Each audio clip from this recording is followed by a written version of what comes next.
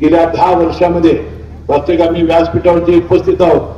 आम्ही सगळे कधी ना कधी काँग्रेसवाले होतो आणि आम्ही सुद्धा काँग्रेसवाले आहोत. वाटतं आरएसएस आणि भाजपचा कोणच नाही.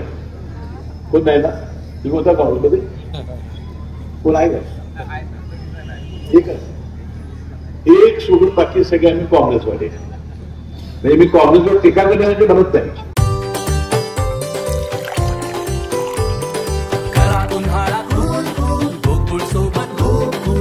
गोकुळ सोबत गोकुल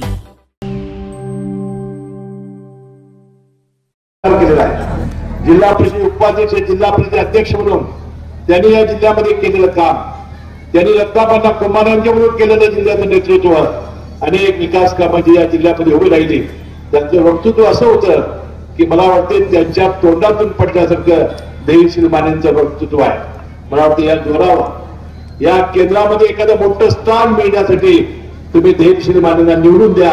ते निश्चितपणाने खासदार होतील, लोकसभेत आपली छाप पाडतील, तुमचा विकास करतील, तुमचे विकासाचे प्रश्न सोडवतील आणि एखादं मोठं स्थान त्यांना मिळेल असा विश्वास मला या निमित्ताने आहे. बंधू भगिनींनो, खासदार धैर्यशील माने यांना आपण निवडून देणं म्हणजे आपल्या विभागाचा फार मोठा राहिलेला बॅकलॉग भरून काढण्यासारखं आहे. म्हणून मी विनंती करेन की धैर्यशील मानेंच्या या मागे आपण ठामपणाने उभं राहावं.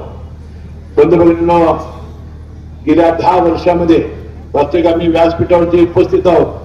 आम्ही सगळे कधी ना कधी काँग्रेसवाले होतो आणि आम्ही सुद्धा काँग्रेसवाले आहोत. वाटतं आरएसएस आणि भाजपचा कोणच नाही. कोण नाही ना? तुम्ही होता काँग्रेसमध्ये? कोण आहे का? एक सोडून बाकी सगळे आम्ही काँग्रेसवाले. नाही, मी काँग्रेसवर टीका करण्यासाठी म्हणत नाही.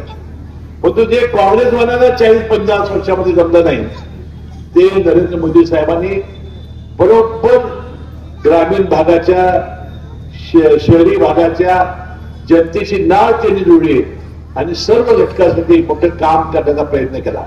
मला वाटतं मी येण्यापूर्वी अनेक वक्त्यांनी आपल्या या नरेंद्र मोदी साहेबांनी ज्या केलेल्या योजना असतील, त्यांनी केलेलं काम त्यांनी सांगितलं असेल. परंतु सगळ्यात मोठा त्यांनी निर्णय घेतला. 140 कोटी लोकसंख्या आहे आपल्या देशाची.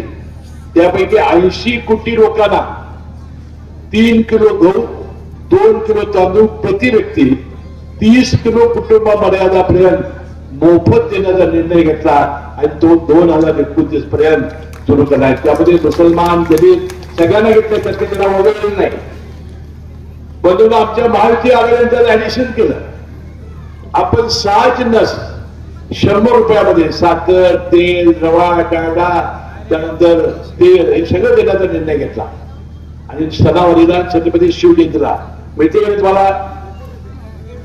बंधू भगिनींनो, दुसरा सगळ्यात मोठा निर्णय त्यांनी घेतला की शेतकऱ्यांना सुद्धा शेती मशागतीसाठी काय पैसे लागतात यासाठी वर्षाला 6,000, त्यात आमच्या महायुतीने त्यामध्ये 6,000 मिसळे 12,000 रुपये शेतकऱ्याच्या थेट बँकेच्या खात्यावर टाकण्याचा निर्णय घेतला. त्यामध्ये सुद्धा दलिताला, ह्याला त्याला कोणाला बघायला नाही, मुसलमानाला सगळ्यांना.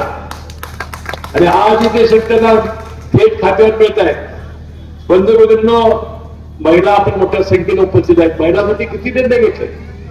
आता तुम्ही चुलीवरची मागणी जेवण करत होता पूर्वी, ती चूल फुकून फुकून छातीचं भातं झालं. पहिल्यांदा त्यांच्या लक्षात आलं की यांना कनेक्शन दिलं पाहिजे गॅसचं. उज्ज्वला गॅसचं कनेक्शन त्यांनी दिलं. या महिलांना पूर्वी जवळजवळ 12 कोटी महिलांच्या घरामध्ये शौचालय नव्हती. दिवस उजाडायच्या आत, दिवस मावळायच्या आतच आपल्याला हे सगळं काम करावं लागत होतं. त्यावेळी किती तळमळ होत असेल, किती तगमग होत असेल, किती आत्मस्फुरणाला झटका बसत असेल.